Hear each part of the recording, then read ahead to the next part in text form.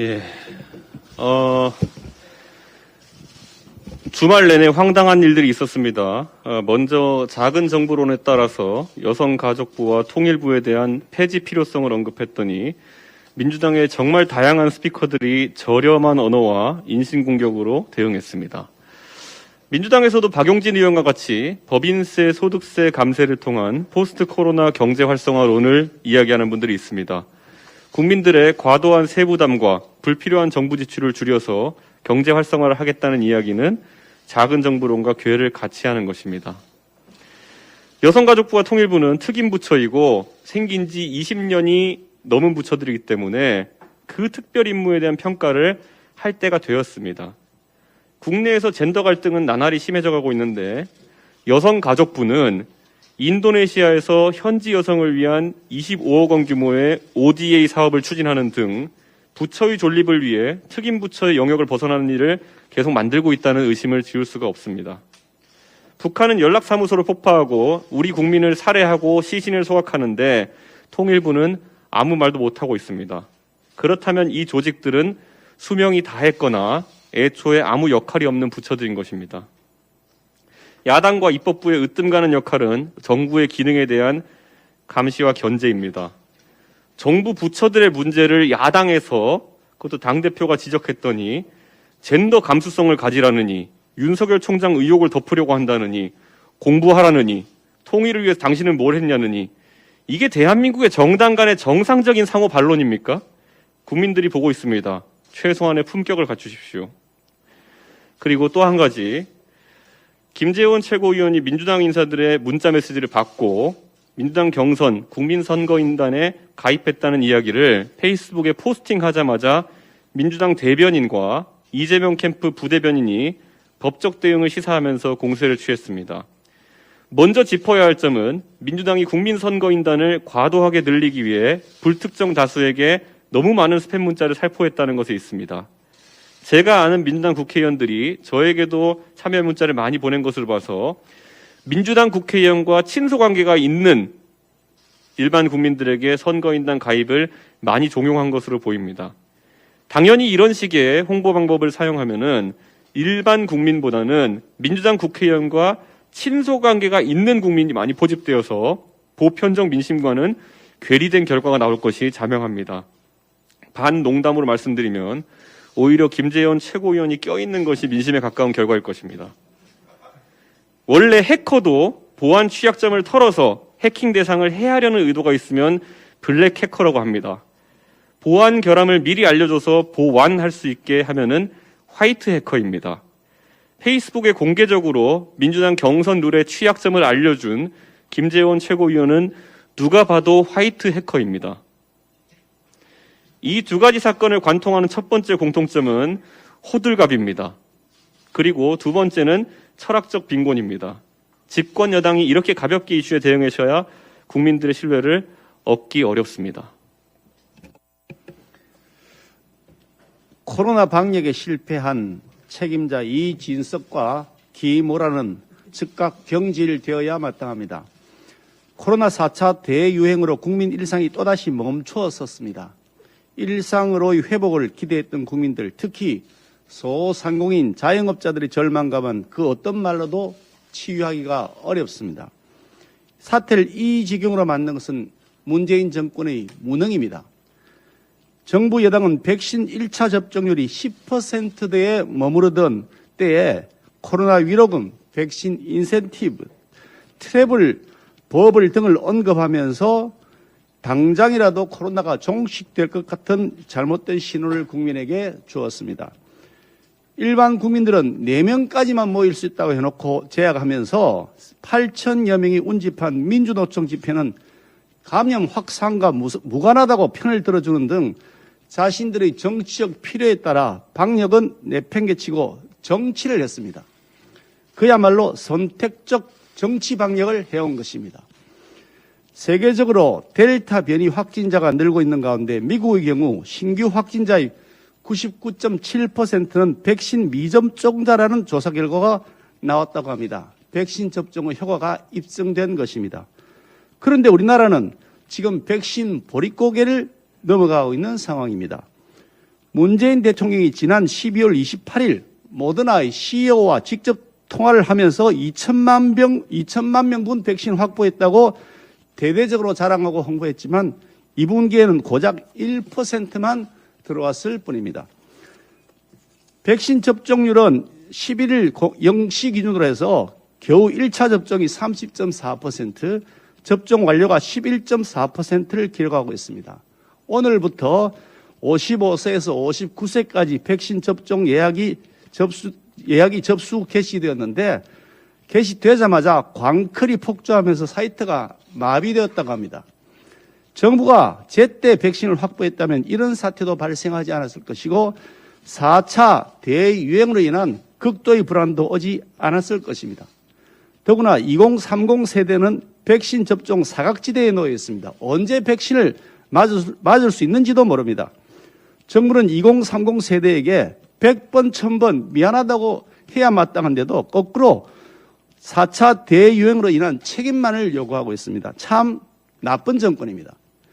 문재인 대통령은 코로나 방역을 이유로 청와대 방역기획관 자리를 새로 만들더니 야당과 전문가들의 반대에도 불구하고 그 자리에 김호란 씨를 임명했습니다. 김호란 기획관은 백신 구입을 서두를 필요가 없다거나 우리가 방역 세계 1등이라거나 화이자나 모더나 백신은 비싸다거나 하는 등 전문가는 물론이고 일반 국민 눈높이에도 맞지 않는 발언을 일삼던 인물입니다. 이런 사람이 실무 책임자로 있는 이상 선택적 정치 방역에만 치중하느라고 과학적 방역 실패는 거듭될 것입니다. 더구나 청와대 선거 공작 사건의 범인으로서 공직선거법 위반 피고인으로서 재판을 받아야 될 이진석 국정상황실장에 대해서 문재인 대통령은 코로나 상황이 엄중하다는 이유로 그 자리를 계속 유지시켜주고 있습니다. 정치권 의사 출신 국정상황실장을 앉혀놓은 결과는 백신 확보 실패, 코로나 4차 대유행입니다. 이번만큼은 방역 실패 책임 반드시 물어야 됩니다. 문재인 대통령은 설령 국민은 알 수 없는 마음의 빚을 지고 있다고 하더라도 이진석, 김호란 두 사람을 즉각 경질해야 됩니다. 더 이상 이 사람들을 국민 세금 좀 먹는 루팡으로 남겨두지 마시기 바랍니다. 방심위원장 정년주 내정 즉각 철회해야 합니다. 방심위원회를 이 정권의 방탄위원회로 삼겠다는 정부의 흑심이 드러나고 있습니다. 대선을 앞두고서 방송의 공정성, 중립성이 그 어느 때보다 중요한 때에 청와대는 정년주 전 KBS 사장을 방심위원장으로 임명 강행할 태세입니다. 정년주 전 사장은 언론인 시절 노무현 당시 대선 후보의 경쟁자인 이회창 후보의 병력 비리 의혹을 집중 제기한 바 있었습니다. 노무현 정권에서 KBS 사장까지 오른 것은 결코 우연이 아니었습니다. KBS 사장 재임 시 정권 친화 방송, 코드 방송을 다수 내보내면서 정권 나팔수를 자처했습니다. 특정 언론에 대한 반감을 노골적으로 드러내기도 했습니다. 방심위원장은 물론이거니와 그 어떤 공직에도 부적격한 인사입니다. 그동안 우리 국민의힘은 청와대 여당목 추천 인사를 먼저 공개할 것을 계속 요구해왔지만 청와대와 여당은 거부해왔습니다. 떳떳하지 못하니까 공개하지 못했던 것입니다. 청와대 민주당 보기에도 정년주 전 사장은 국민 여론에 비추어 부적격 인사라는 것을 스스로 인정하고 있다고 볼 수 있습니다. 4.7 재보궐선거 당시 생태땅, 페라가모 괴담에 앞장섰던 KBS, 윤석열 전 총장 부인의 취재를 이유로 경찰을 사칭했던 MBC, 이것이 문재인 정권 공영방송의 민낯입니다. 정년주 전 사장이 방심위원장에 임명된다면 다가오는 20대 대선은 공영방송발 각종 괴담과 마타도어로 혼돈 그 자체가 될 것으로 예상됩니다.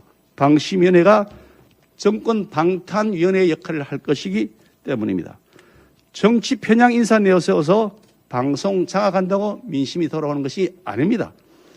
떠나는 뒷모습이라도 아름답고 싶다면 정년주 전 사장 내정 적시 처리하고 누가 보더라도 중립적이고 공정한 인사로 방심위원회를 구성하도록 해 주실 것을 다시 한번 촉구합니다.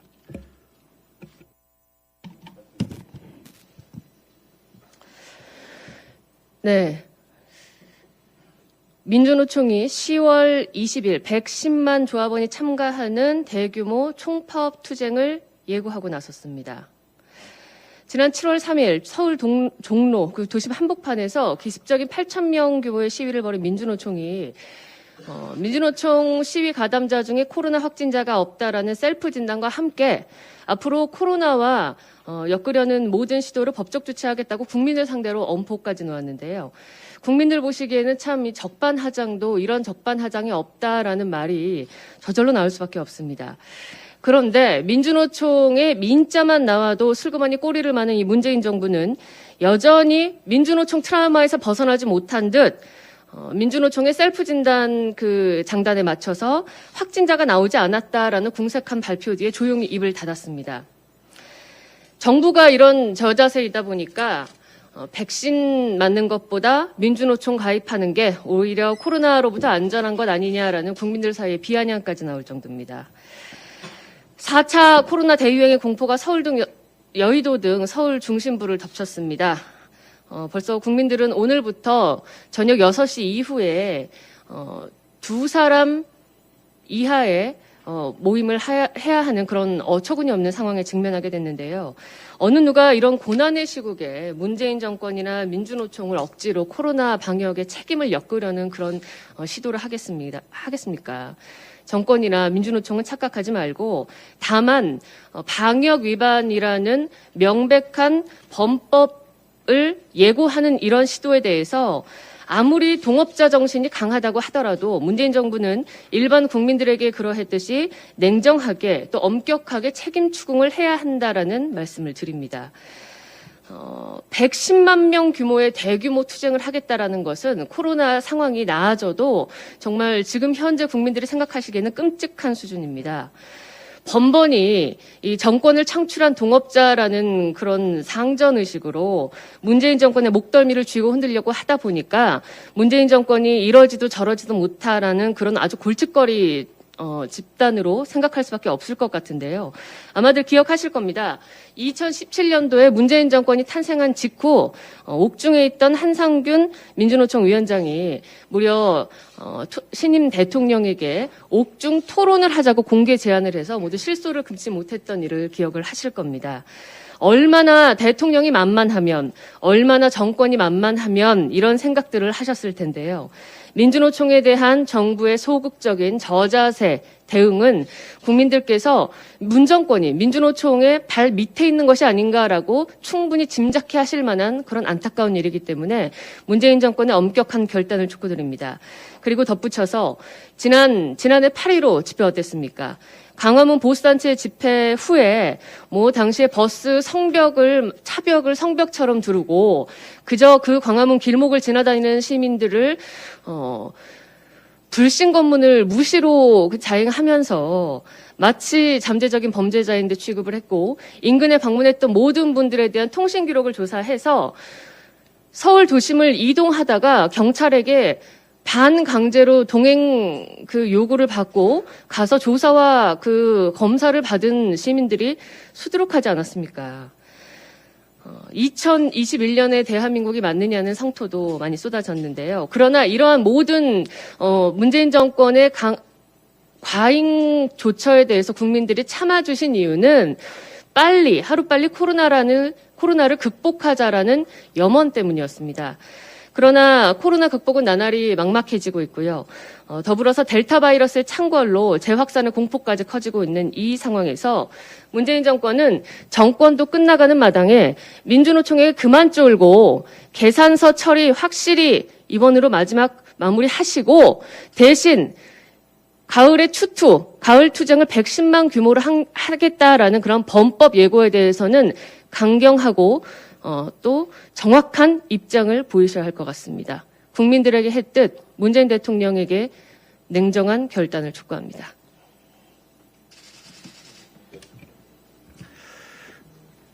예, 앞에서 우리 이준석 대표께서 화이트 해커, 블랙 해커 이렇게 말씀하셨는데 하여튼 좋은 뜻이라고 하니 그렇게 알아듣겠습니다.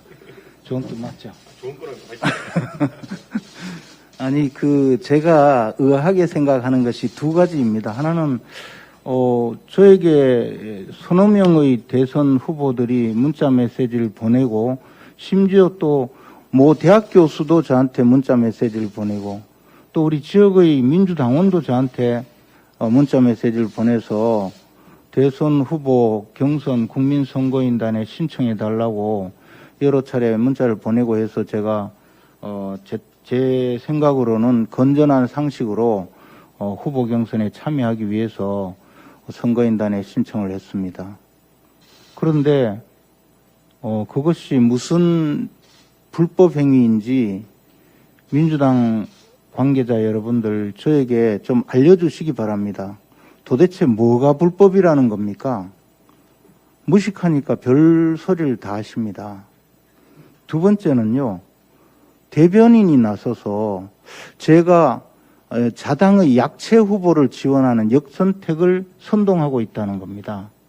아니, 물론 경쟁 후보가 이야기하면서 저렇게 추미애 후보를 지지하겠다고 나선 것은 약체 후보를 찍으라고 선동하는 것이니 잘못이다 이렇게 이야기하는 건 제가 이해는 하겠어요. 근데 자당의 대변인이 나서서 추미애 후보를 지지하라고 선동하는 것은 약체 후보를 찍으라고 선동하는 것이라서 역선택이다 이렇게 이야기하면 그럼 추미애 후보는 뭐가 됩니까? 저는 이해가 안 가요. 이 두 가지에 대해서 좀 잘 생각하시고 해주세요. 마치겠습니다.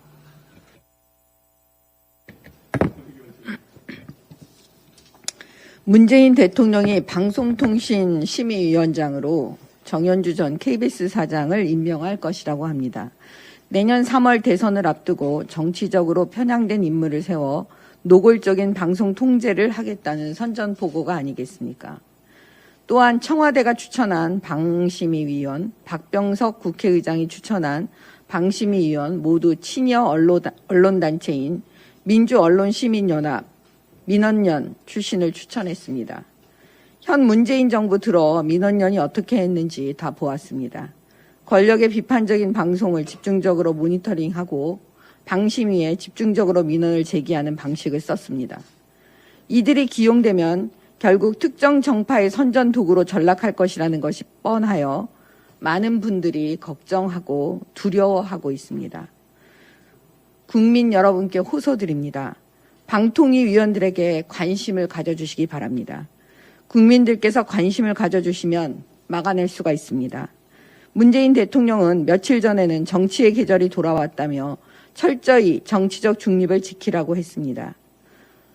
또 문재인 대통령은 약속을 지키는 솔직한 대통령이 되겠다고 국민들께 약속했었습니다.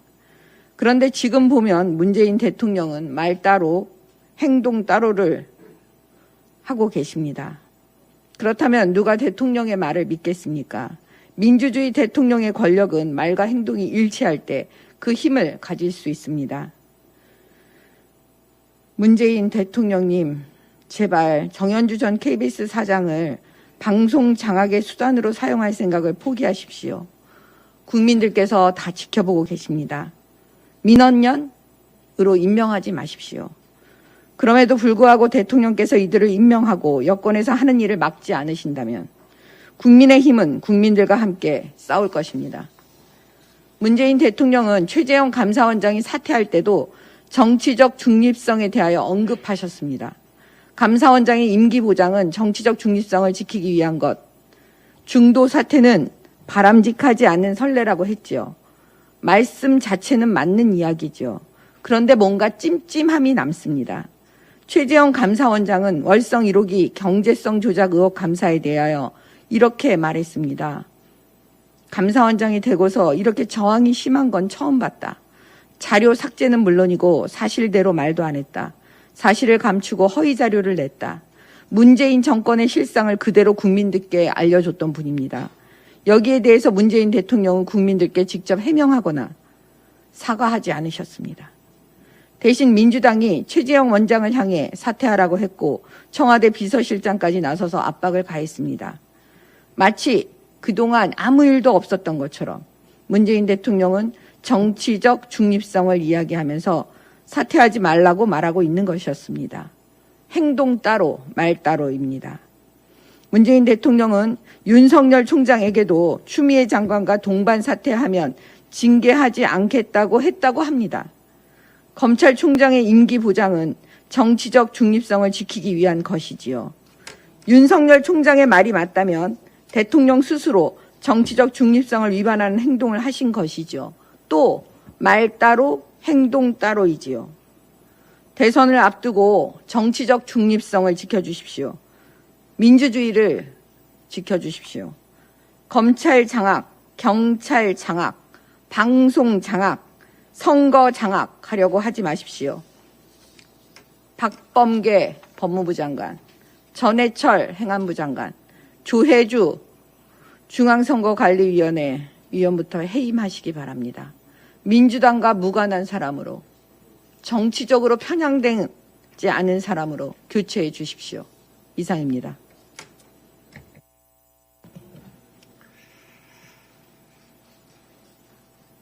문재인 정부는 무모한 정책 실험을 지금 당장 중단하기 바랍니다. 지난 2019년 교육당국은 전국 자사고 10곳의 지정을 취소하였습니다. 이에 학교들은 교육청을 상대로 소송을 제기했고, 법원은 지난 8일 교육감이 자의적으로 평가 기준을 수립한 것과 다르지 않고 재량권을 일탈, 남용한 것이라고 판단했습니다. 이로써 교육당국은 10개교 소송에서 전패를 당한 것입니다. 교육은 100년 대계입니다. 말 그대로 100년을 내다보고 국가 미래를 위해 설계해야 합니다. 그러나 문재인 정부는 학생, 학부모, 학교와 소통 없이 일방적으로 또 이념적이고 자의적인 교육정책을 추진해왔습니다.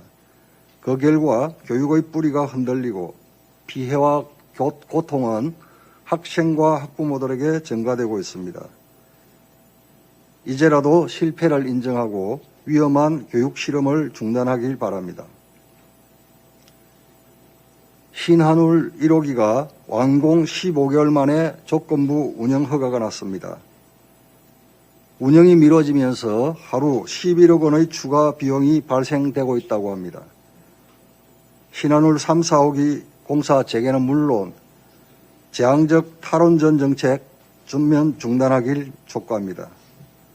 비단 교육 원전 정책뿐만 아니라 문재인 정권 곳곳에서 아마추어적 정책 실험으로 국가 경쟁력은 저하는 물론 국민 고통은 하루하루 커지고 있습니다. 이제 임기 말입니다. 국정 전반에 진행되었던 정책에 대해 점검하고 평가해서 잘못된 부분은 수습하고 바로잡고 국민께 사과하길 바랍니다. 제2차 추경은 국민 살리는 민생 추경으로 재조정이 필요합니다. 오늘부터 상임위별 예비심사를 시작으로 제2차 추경에 대한 심사가 진행됩니다. 이번 추경안은 여당에서조차 문제 지적이 쏟아지는 F학점 수준의 추경입니다. 대선용 매표 추경이 아니라 국민 살리는 민생 추경으로 재조정이 필요합니다. 첫 번째, 코로나 4차 대유행으로 소상공인 자영업자 피해가 눈덩이처럼 불어날 것이 불보듯 뻔합니다. 더 두텁고 실질적인 지원이 필요합니다. 이번 추경안의 경우 매출 4억 원 이하의 영세 자영업자 272만 명을 제외하여 지난 1차 추경 지원액 대비 48.5%가 삭감되었습니다. 이에 우리 당은 어느 업종이 지원에서 빠졌는지 정부에 자료를 내놓으라고 해도 없는 것인지 안 주는 것인지 깜깜무소식입니다. 집합금지 영업제한 업종의 정확한 피해 규모, 폐업한 소상공인 및 자영업자 현황 등 분석을 통해 피해가 절실한 업종에 충분한 지원이 가도록 해야 할 것입니다. 두 번째, 인위적 경기 부양 예산, 가짜 일자리 예산, 선심성 예산은 과감히 줄이고 코로나 피해 지원과 방역 강화에 집중할 필요가 있습니다.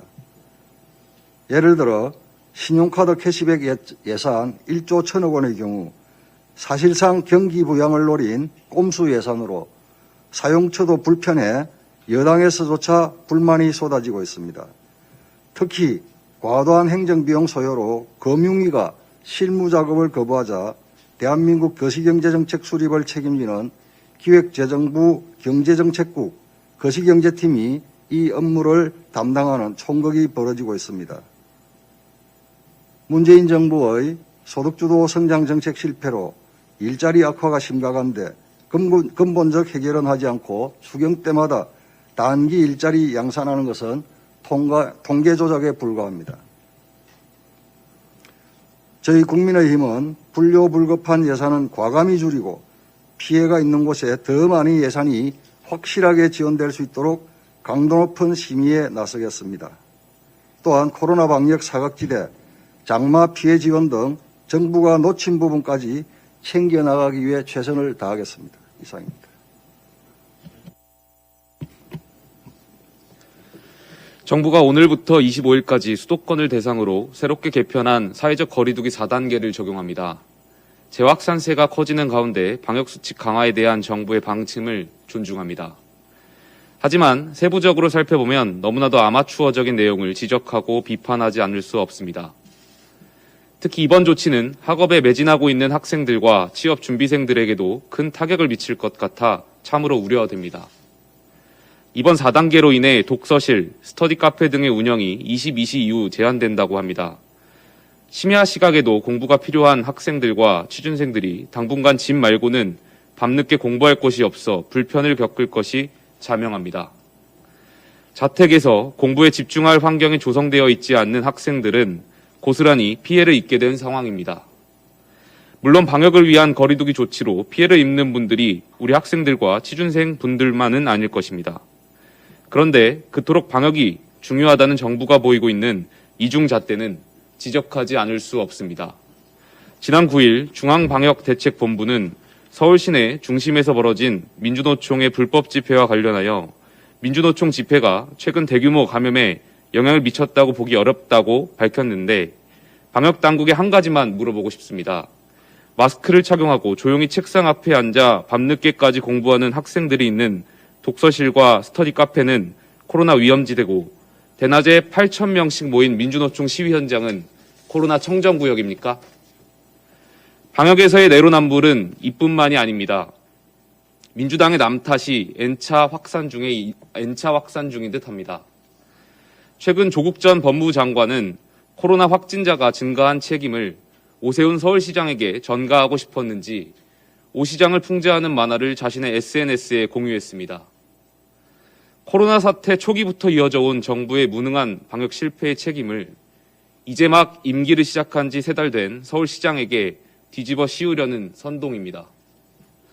조국 전 장관은 2015년 메르스 사태 당시 서울 메르스 환자 발생을 둘러싼 박원순 서울시장을 향한 비판 여론에 현재 대한민국 대통령이 박원순인가요? 라고 비꼬았던 바 있습니다. 조국 전 장관님, 지금 대한민국의 대통령은 문재인이 아닌 오세훈입니까? 정부의 무능으로 인한 고통을 국민들이 온전히 떠안아야 한다는 사실은 잊은 채 그저 야당 탓으로 정치적 이득을 꾀하려는 조국 전 장관님과 정부는 제발 부끄러운 줄 아십시오. 이상입니다.